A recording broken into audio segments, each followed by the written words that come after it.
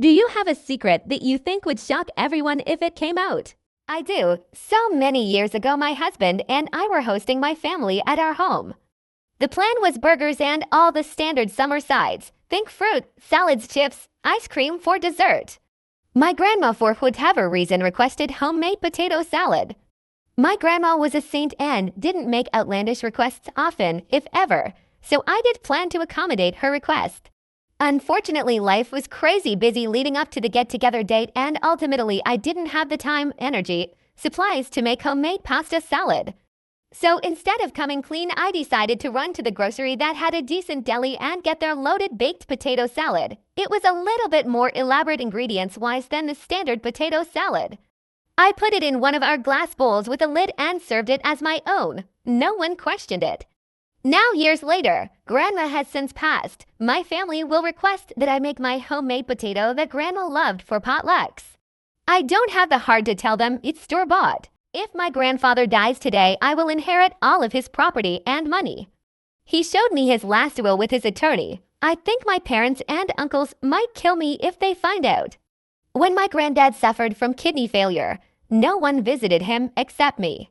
The reason is that he had many mistresses and still drank heavily when he was 75 to 80, which made his children hate him.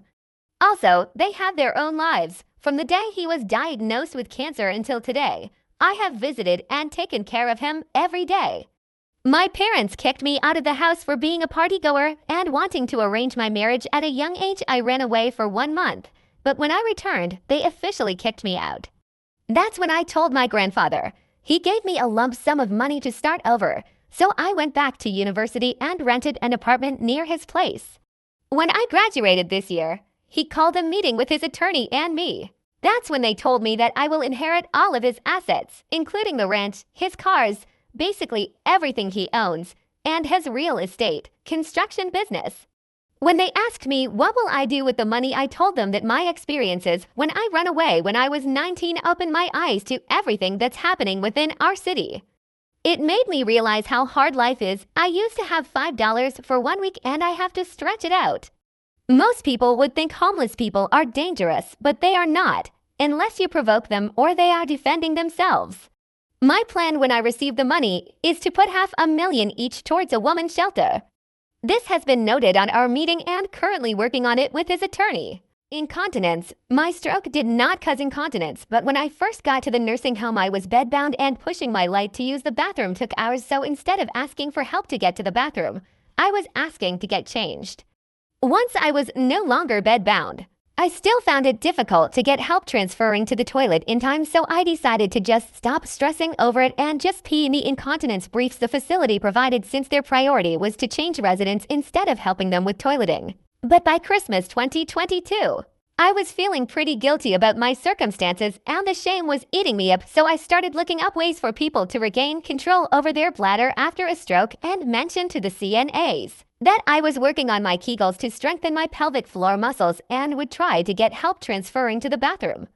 I started out on weekends, claiming that it was easier if I mostly stayed in my room, saying that during the week with meals in the dining room and activities during the week, it was sometimes difficult to get back to my room in time. Again, I was lying, but still trying to play a part. So after regularly using the bathroom on the weekend, I was still feeling pretty shameful about the waste I was contributing to, and I started thinking, what if my mom showed up during the week for a care plan or something and finds out that I had been lying this entire time and called me out to the CNAs, who would then probably be pretty pissed about my pretending. So one Monday last May, I had a new CNA and decided that enough was enough and that I needed to just do what I needed to do and use the bathroom regularly like I should have been doing all along. It was May 1st. I had a new CNA and no time like the present to change, and then 1 week turned into 2, then a month, and several months, and I started to feel free from the guilt, and regularly transferring to the bathroom made me feel more confident about transferring. And one day when I really needed to pee and my CNA was busy with another resident, I felt like I could stand up, balance myself enough to pull down my britches and get myself on the toilet. So I did that, and then just pulled my bathroom call light to get help pulling up my britches and transfer back to my wheelchair, and been doing it ever since. I moved out of the nursing home last month and moved into a little wheelchair accessible house that is staffed with direct support staff. I was a little nervous about figuring out how to transfer in my new bathroom, but thankfully transferring to my bathroom in the nursing home for a year plus gave me the confidence and strength to figure it out myself without help. Except I still need help pulling up my britches. I'm sure that there were some people who probably guessed that I wasn't really incontinent, but they never said anything to me. I don't think I'll ever tell my mom the truth. She would probably smack me and be distant and give me the silent treatment, but honestly she was a bit unrealistic about the quality of care I was to be receiving in the nursing home. She thought I should have been getting help right away, even though I kept telling her these CNAs have 16 residents in their care each day and they have a lot of responsibilities and they weren't going to be able to get to me in a timely manner. At the beginning it could take 3 hours just to get me up out of bed for the day or for me to get changed. I get all my work done in about 6 hours per week, and within a max of 3 days at the office. A day consists of being there to handle things that can only be done their physical in-place requirements, and then I leave when the mission time ends.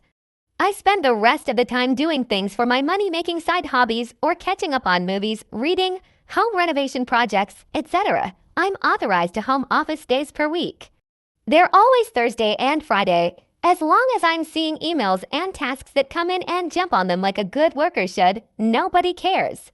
I've had 4-day weekends for years, on salary with full benefits, and work 100% alone, physically. If I had no integrity, I could milk it for more since my nearest coworker is literally 1,200 miles away, but I know how good I have it, so I don't abuse any of it. Nobody else in my program has anything close to this setup, but we were all given the opportunity to negotiate certain aspects of our contracts. I guess the others just chose not to. I figured it doesn't hurt to ask, and I got what I wanted with minimal effort.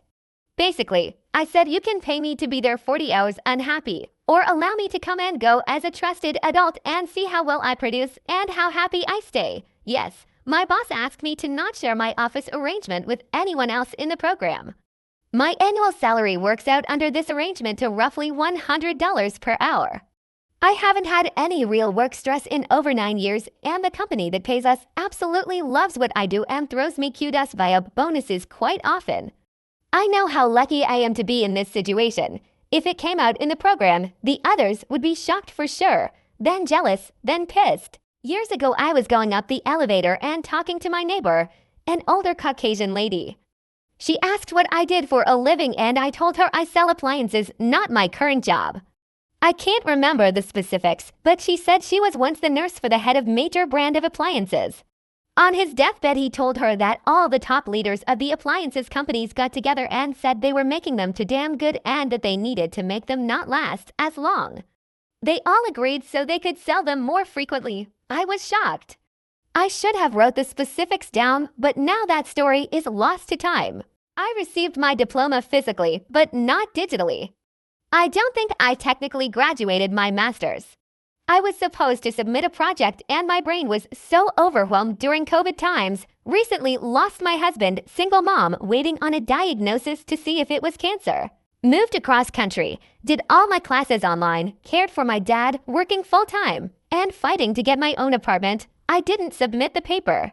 I talked to the professor's assistant after, but his dad was going through his own battle with cancer. He said he would send me the stuff digitally if I turned in one more project required to graduate. I carried the whole team during the finals. The professor and assistant were amazed how I handled that while another student tried to derail us and started deleting our work because she was upset. That was honestly so much work. I never wanted to look back. I have some sort of block about completing an extensive project. It was done in a group. I lost access to some of the drives and I just shut down.